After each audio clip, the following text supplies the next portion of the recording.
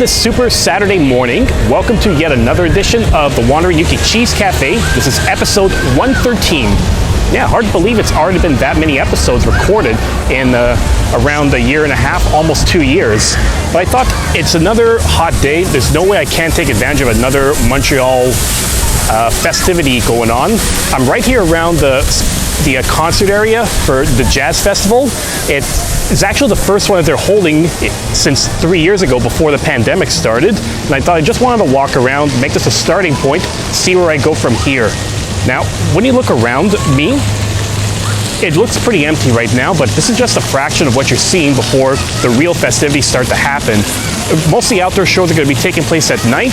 You go from one stage, see one show, and then you can move to the next stage when another band starts to come up. So it's pretty cool. There's a couple of other paid shows that are going to be taking place, but that's a whole other story. Let's take a look around and get started, see where my feet take me. And probably a good idea too. So if you like what you're seeing so far, I suggest you hit that subscribe button below and put the notifications on. That way, if I put a new video up, you're gonna get notified on your phone. It's ready for viewing.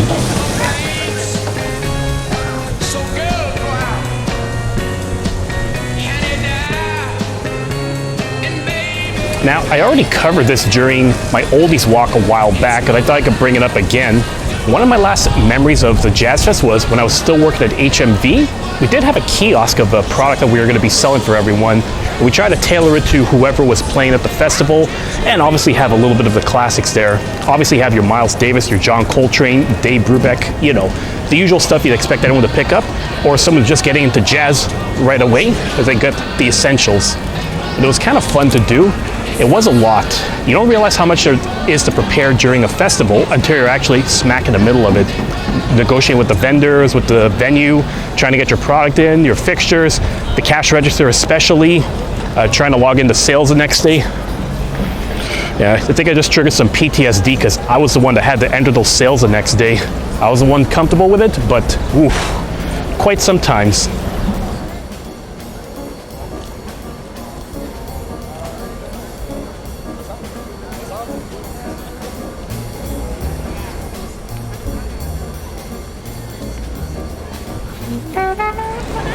So besides the kiosks for HMV when we were doing the festivals, I used to come here from time to time to check out some of the bands and enjoy a pint of Heineken, because that's what was available over here at the time.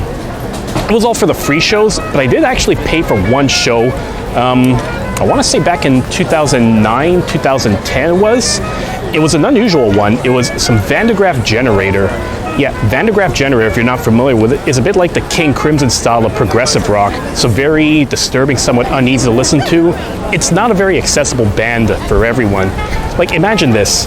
Your drummer is your drummer. You got a keyboardist who's more like an organ player, like playing in the church. And during the classic lineup, you had a guy who was playing two saxophones at the same time, with a singer who was on his own keyboard or guitar, but his pronunciation in the English was very British, like very pronounced British, almost like he should be performing dinner theater in some dingy dive bar. And that's the vibe, but I kind of like it for what it was. And actually, if you want, click on the link on the top right corner and you'll see that there was one record that I found at a pretty neat spot back when I was in Italy. It was a place called the Move On Bar. The main floor was a bar, but the upstairs was a record store that you could find some vinyl, CDs, collectibles. And one of the albums I found was the album by Van de Graaff, Pawn Hearts. Funny thing is that one was actually a big hit in Italy at the time when it was released in 1971. So me trying to find a copy of that in Italy is not out of the ordinary. Yep, everywhere you go, you can kind of find some pretty neat stuff.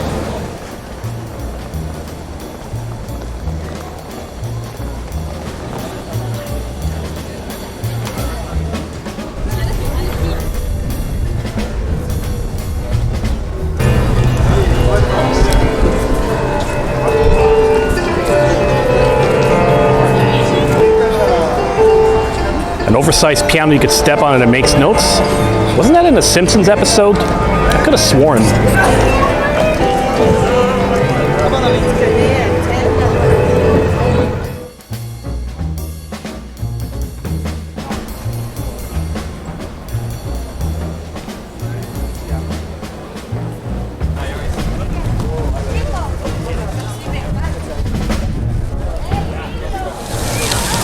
Wow, this is a really fun place to be and pretty interesting to visit it again after all these years.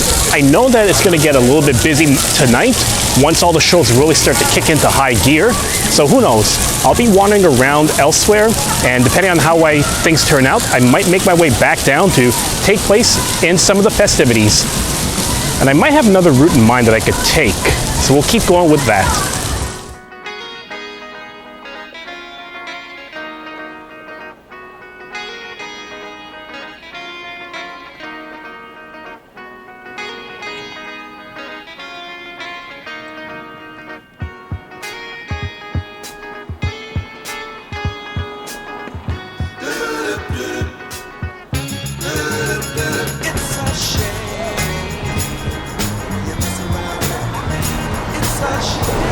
Made my way a little bit north and decided to go along Park Avenue instead.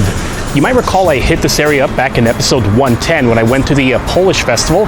Actually, if you want, we'll put a little card in the top right corner so you can click that link and see what I had for Polski picnic. Not so much a big turnout, like I said, because it was such a rainy day, but still fun. Park Avenue is not an area that I really go up around much these days. I used to visit it from time to time when I was going up to Mile End for some bagels and other stuff, but sometimes I would check it out. I know I've done the Park Avenue bus a while ago, and it could go pretty far up to the north end, down back here. You get some interesting stuff.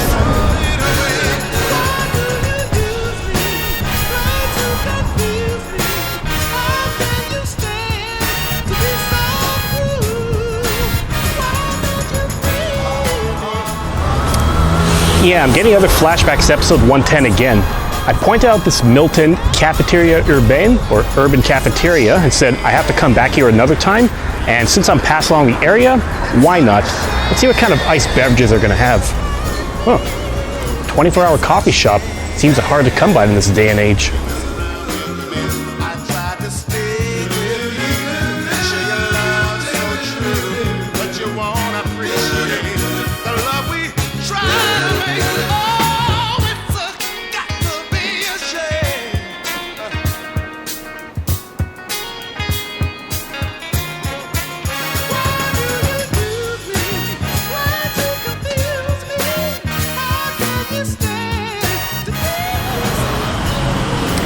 Pretty nice spot.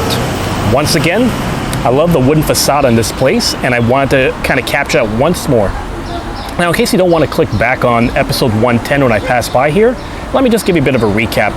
When I used to pass by over here, it used to be a Second Cup, and for one reason or another, it kind of changed names, but I have been noticing that Second Cup had been closing quite a bit around some of these necks of the woods, and I can't really tell you why, but at least this spot is here.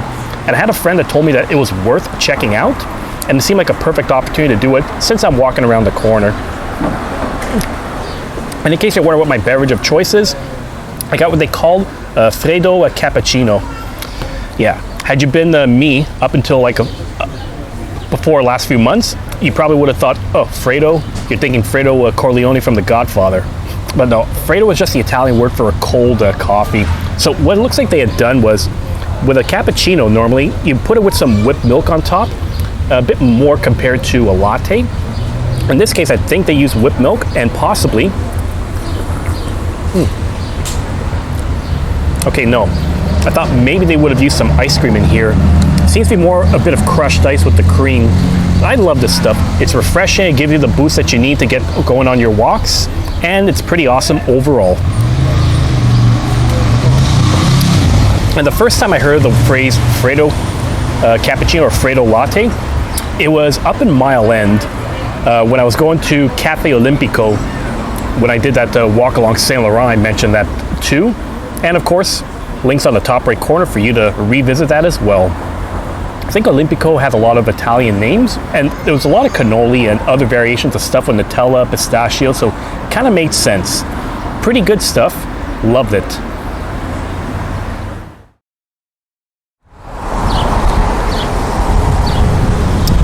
Oh yeah, one thing I forgot to mention when I was around there is that that part of Milton Park that I was in, or that part of downtown, was not so far from Benelux, the microbrewery that I've highlighted a while back in April. But if I want to have any draft, I figured I'm not going to go there because I've already showcased that in the past. I'm going to continue making my way north along Park Avenue and see if something else catches my attention. Now, how am I going to walk there? Queuing some Frankie Valley, huh? Well, I guess I could walk like a man, but that shouldn't be a problem. I am a man after all. Last I checked, that is.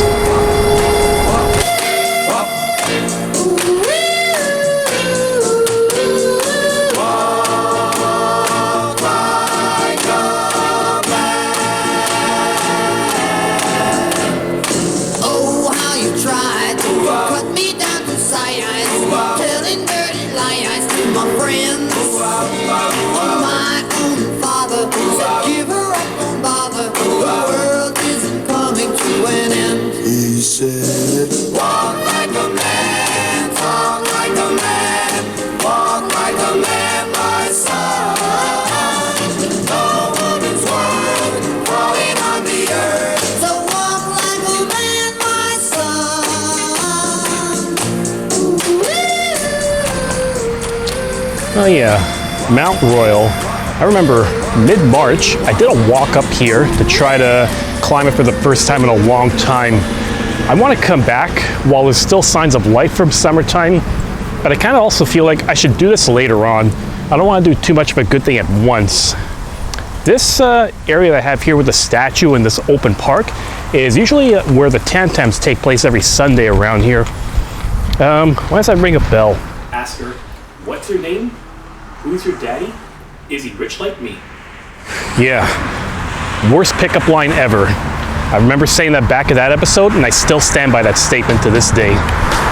Whatever the case, I'm gonna keep making my way north along Park Avenue and see where I go from there. It's the time of the season when love runs high. In this time, give it to me easy. And let me try with pleasured hands to take you in the sun to promised lands.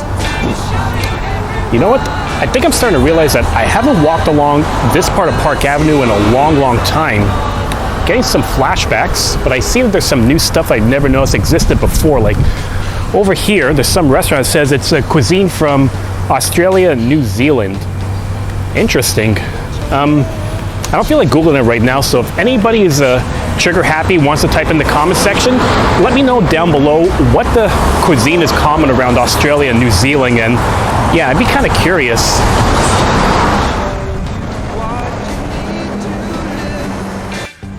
Very nice.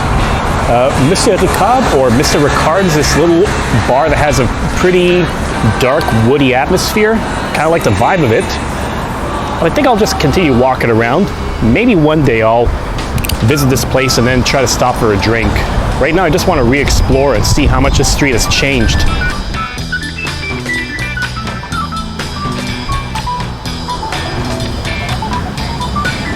Café des Ateliers looks like a grocery store, possibly a thrift store, fripperie as they call it in French. Nice. You don't find any of these around the South Shore, only within the Montreal. Well, I might have found another place to head up again.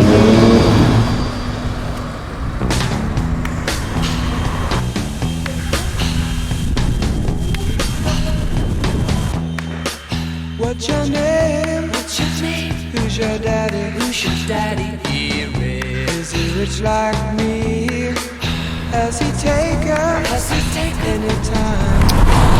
Okay, so the further north I went to, I kind of went along Laurier and Park Avenue. And now it's starting to get to familiar territory, because if I was on Laurier Street and I went further that direction, I'll be heading back towards Saint Laurent Boulevard, close to Cibois, which I remember I highlighted back when I was doing my bagel versus bagel video to compare Fairmount to St. Viateur. Actually, just for fun, if you want to see that one again, I'll put a card in the top right corner for you to revisit that one. This is when I was starting to redo the Wanders again after being away from Montreal for so long.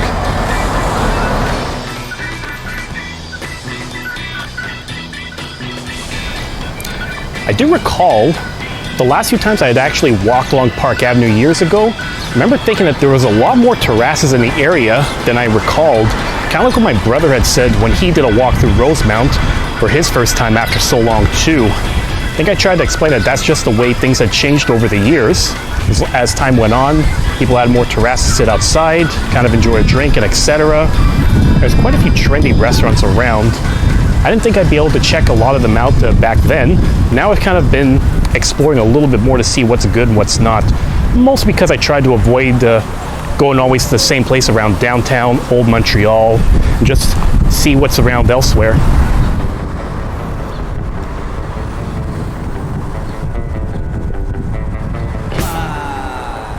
Okay, so down that direction is Fairmount Avenue, where I could get the Fairmount bagels if I really wanted to. Problem is that A, you need to have cash on you. B, it will probably be a huge lineup to get inside, so probably not today. But I do recall there are some pretty nice ice cream stores around both Fairmount and St. Viateur streets.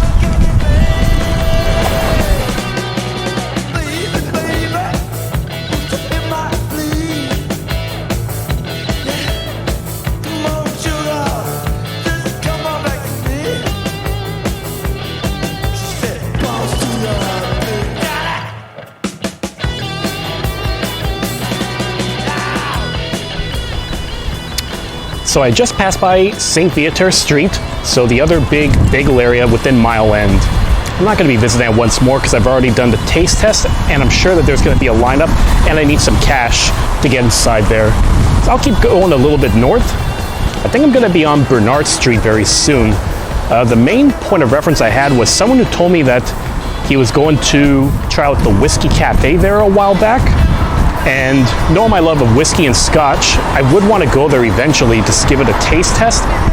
Today it doesn't feel like a whiskey kind of day. It feels more like I want to do a pint somewhere. I haven't really seen too many bars or microbrews around. Or maybe they hear it, I'm just a basement as usual. I'm sure something will catch my eye eventually.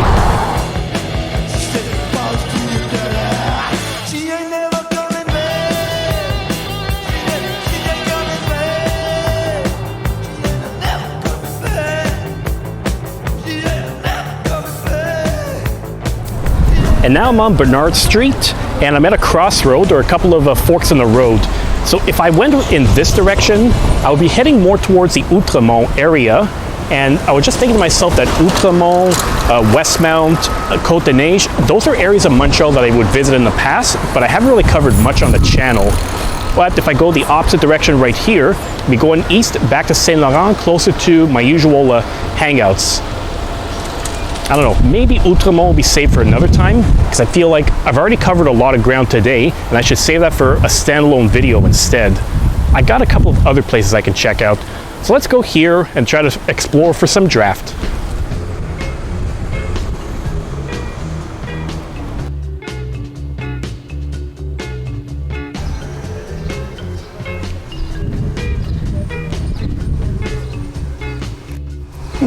Interesting. Phonopolis actually moved over here. Okay, quick background. When I was in my peak vinyl collecting days over the years, there were a few of them I hit up, like Au 33 Tours, Frisson, but there was one I recall called Phonopolis that someone told me to check out. And years ago, it used to be located on Park Avenue, but apparently it seemed to move on to Bernard Street. I have been here for so long. I don't know what's going on back of me, and frankly, I don't care. What I was trying to say is that I did not realize that Phonopolis has been moved here. Yeah, crazy. Ooh, fruit store and flower shop. Shit, I almost lost my hat live on camera.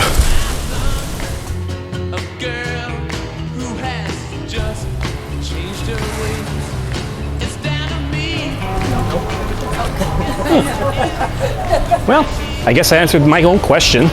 Passed by Bernie Donuts, or Bang Bernie, because I remember. Oh shit! Crisis averted. So, and sorry about that. Seems like my hat actually flew away on camera and made an ass of myself. Less so than usual. So, Seemed like that, I remember seeing on Facebook, someone had been posting that they visited Bernie's Donuts, and I had no idea where that was. I could just tell that it was definitely like a Plateau Mile-In style store, but I guess I answered my own question. It's right here on Bernard Avenue. Who knows, who cares? Yeah, I'm a bit shaken up after I had that little situation with the hat. I'm gonna figure out where to go instead.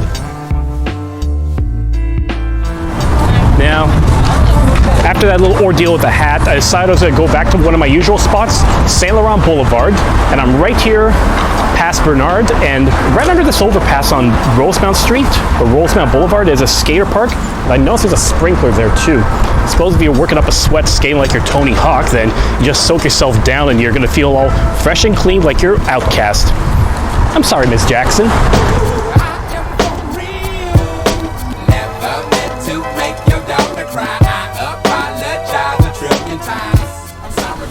Good Lord.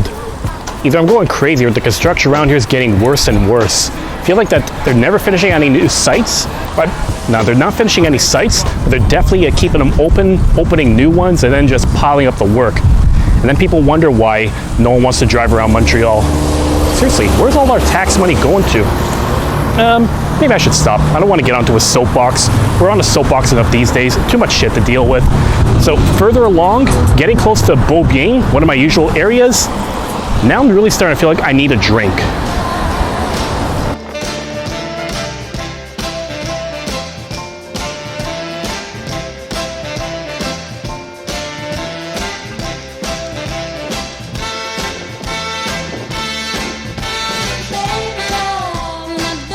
I'm gonna just hold this preemptively because I don't want my hat to blow again. I'm getting to familiar territory up here. I've already highlighted this during my wander through Little Italy, Vices and Versa. And if you want to revisit it again, click on the link on the top right corner and you'll be able to see me enjoying a pint here and thinking that the only one who could move me was a son of a preacher, man. Yeah, click on the link, you'll understand what the hell I'm talking about. I do remember seeing a couple of nice terraces and bars around this neck of the woods too, and feeling like there's something here that's going to be drawing my attention. Perhaps.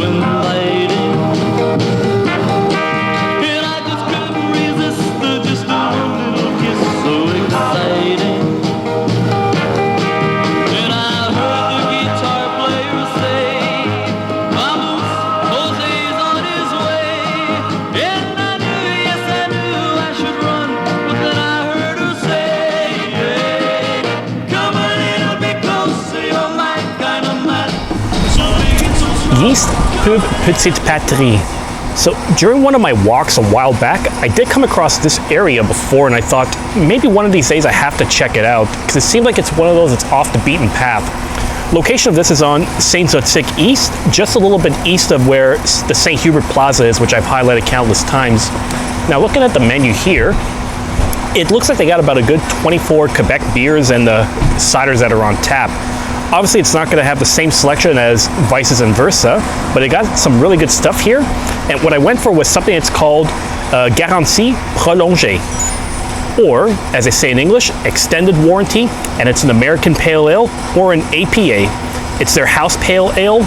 I'm guessing when you drink this, then it gives you an extended warranty on life. So if something breaks down, like if a bone breaks, then you're guaranteed a replacement like right on the spot instead of having to wait in line at the hospital like an asshole because of our healthcare system. That's my best guess. Yeah, very funny. It's a pretty good one. And the thing I've mentioned about pale ales in the past is that the barley is a bit more caramelized, which means it gives it a bit of a caramel sweeter flavor. Some people aren't going to like that because if you're not a big fan of sweet drinks, you probably won't enjoy this. but it's perfect. Just right to do a starter brew on a terrace out here. I'm noticing it's almost empty, but there's a good reason for it. This place opens at 3 p.m. and I came here like shortly after 3, so needless to say I caught it before everyone is going to be coming to make their way. I have a feeling if I stuck around late in the evening, people want to stick around.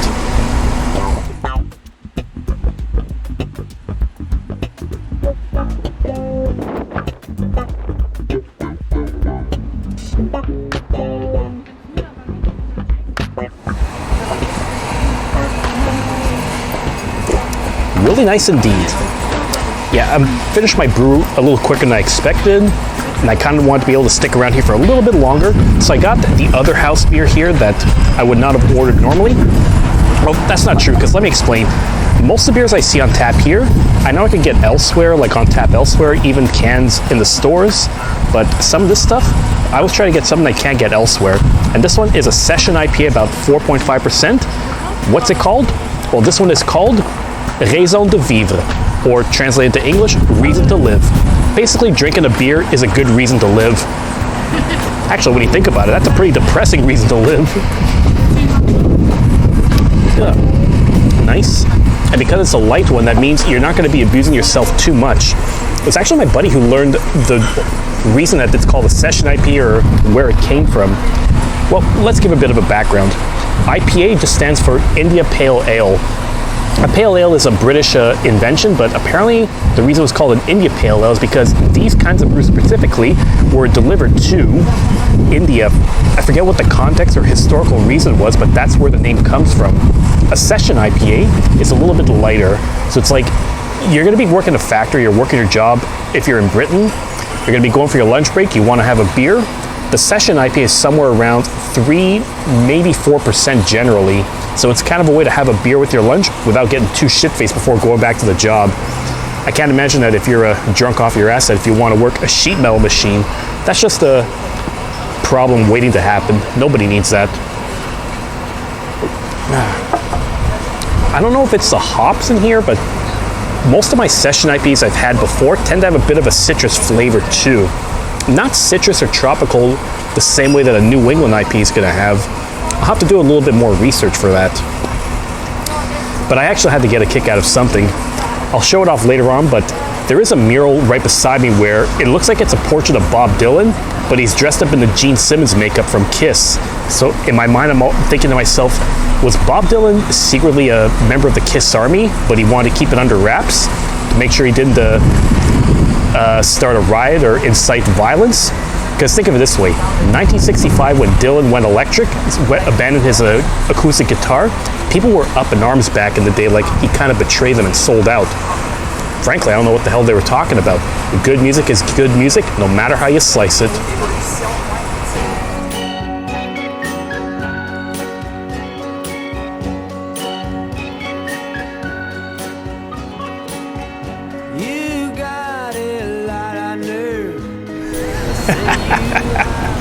Yeah, again, Bob Dylan dressed up like Gene Simmons is fucking awesome.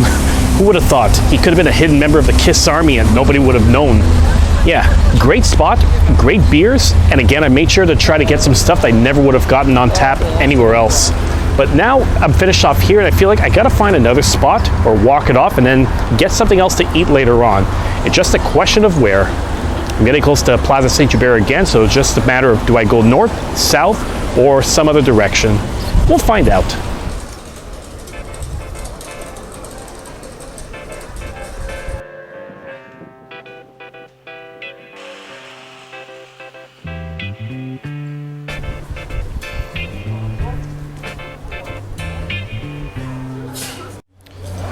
Okay, I do recall when I did my little Italy wander that Ernest curiosity counter had caught my eye as well.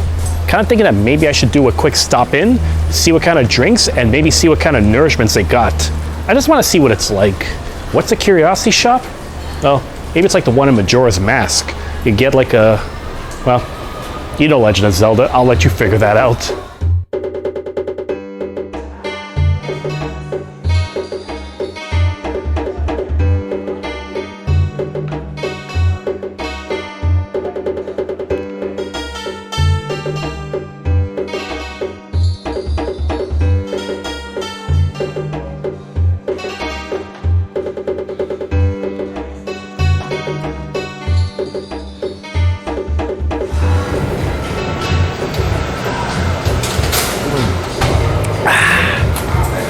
delicious. So I guess it's a case where you could say that curiosity got the better of me at the Curiosity shop. I passed by here a few times and I figured I may as well give it a good try. And I do like the vibe in here. The decor is really nice. Love the curtains. I noticed there's a drum kit in the back, so my guess is that there's some live shows that happen from time to time here. I'll figure it out down the road. And some of the brews are pretty nice. I got a different one instead from À la Feu, which I feel like I might have had in the past before. And it's a Belgian style white.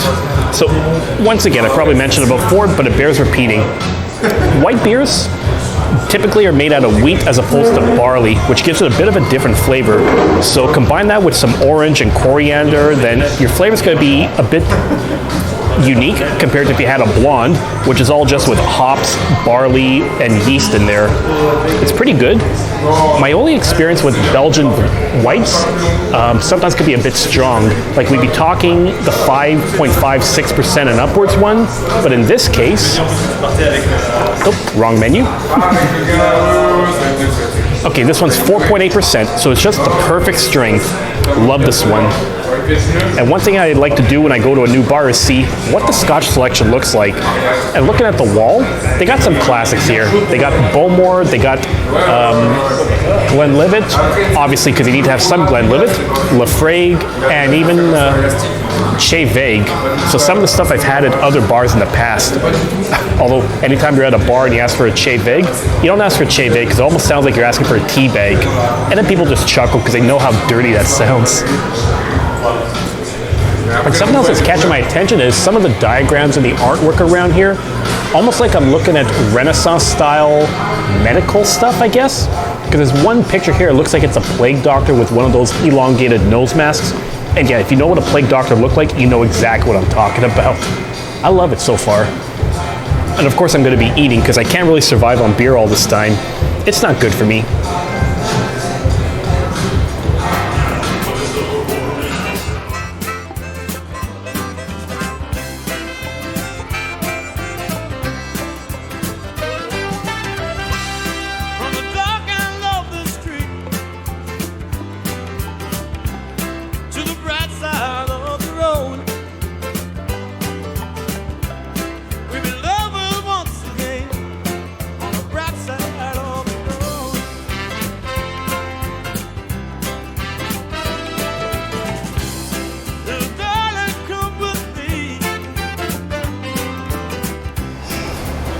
This looks like a pretty enjoyable salad. And of course I need to have some other stuff to eat with it too. It's on the menu something called the tartine salée, or salted. Actually, I don't even know the translation, so I gotta look into that. I mostly got this because it has prosciutto on here. I didn't want to ask because I did see on one of the side dishes that it said it came from La Queue du Cochon. And I've mentioned this before during my wanders around the Plaza Saint-Hubert. I did pass by that shop once. It's like basically a pork shop. You can get prosciutto, you can get a whole bunch of other stuff. Pretty awesome, and I like to see that this came from not that far from here.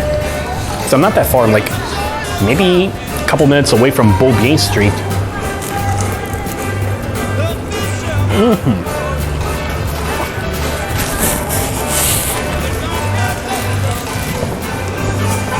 Okay, this is really good prosciutto.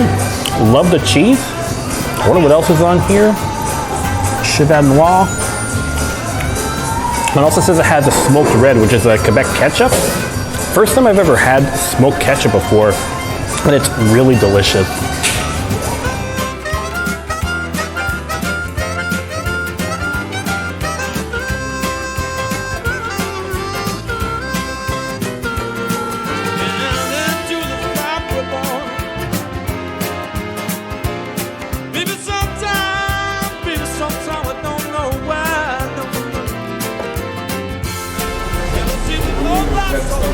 Okay, so first time at the Chez Ernest, the curiosity counter, or I'd like to call it the curiosity shop because I'm a Legend of Zelda fan, and I have to say, really nice. I love the decor there, great selection of microbrews on tap.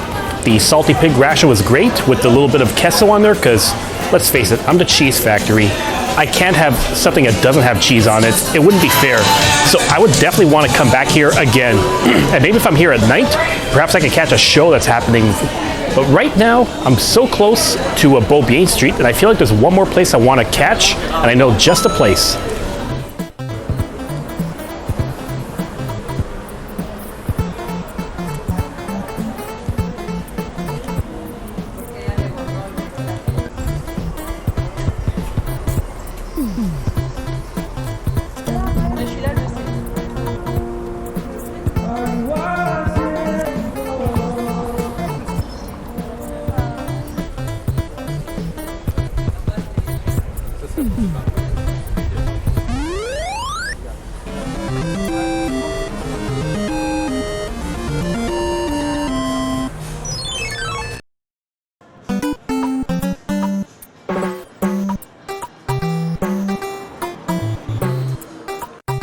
Okay, this is kind of awesome. I mentioned before, like in my very first Rosemount Wander video, I came by here, noticed that the Nacho Libre logo is blatantly inspired by or infringing on copyright purposes, depending on your perspective, but it basically looks like the Nintendo logo, which I thought was pretty awesome. The problem was that every time I passed by here, it always looked like it only opened at 5 p.m. and afterwards, so I was never around for when that happened. But since I'm sticking around the neighborhood, I thought, why not? And lo and behold, I had to take a stop inside, look around. You got a question block in there. The area where you draft the beers, it basically looks like a warp pipe, and all the taps here, they resemble zappers. Like they took old zappers, hopefully ones that don't work, and then repurposed them into taps. So I thought that was pretty badass. And I looked at the menu, and they got some good stuff. I know exactly what I want.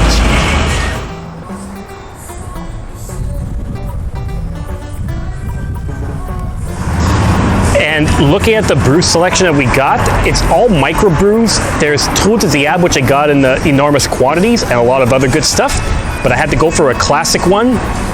1 pint of St. Ambroise New England IPA.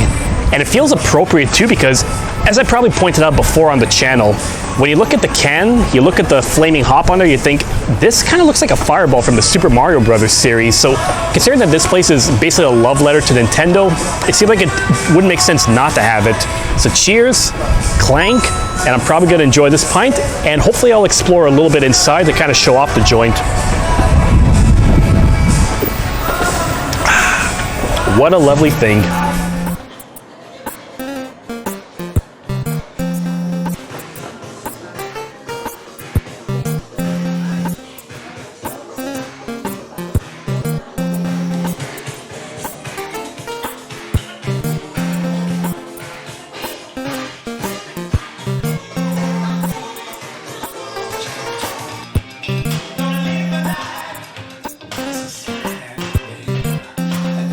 Okay, I'm gonna admit, I always wanted to come by here because of the Nintendo logo at the front.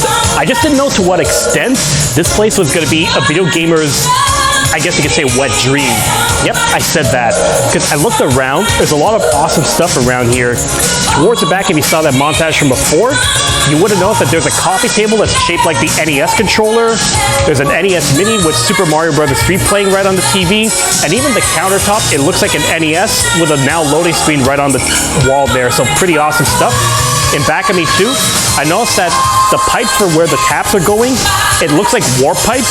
And even for the beers that they got, minus the ones from Tour de Diable, which I guess is done for business purposes, it's all made out of refurbished zappers, and I thought that was pretty awesome. All along the wall too is some other memorabilia, like amiibos, 8-bit designs of Link, Mega Man, and a whole bunch of other stuff. So yeah, if you're really into old school Nintendo games or old school video games in general, I would highly recommend you come to this place because, man, just look at it, it's like a trip down memory lane, especially if you're one of those people who sold off your systems back in the day and thought, yeah, I'm never gonna need this again. And then you punch yourself in the gut. It's amazing.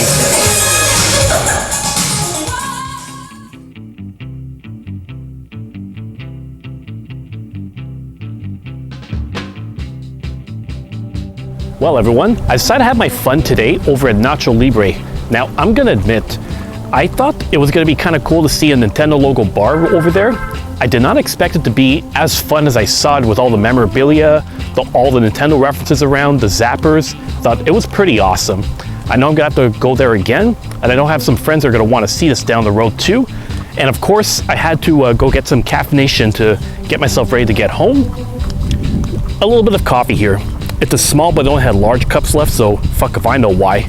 I got couche tard, or as I like to call it, some sleepy owl nectar. Yeah, you make up your own joke about it. It's empty now, but there. So pretty fun. Nice little walk around Park Avenue, Mount Royal, the Jazz Fest, and a couple of bars I checked out that were pretty awesome. I know I'm gonna have to see a few of those again, but until then, thanks for watching this latest edition of the Wandering Yuki Cheese Cafe. And if you like what you see, don't forget to hit that subscribe button below and give me a thumbs up if you enjoy my antics. And leave a comment or a suggestion if you have an idea for a future episode down the road. Till then, happy long weekend, everyone. I really hope my hat doesn't blow off again. I don't need that to happen. I'm too old for that shit.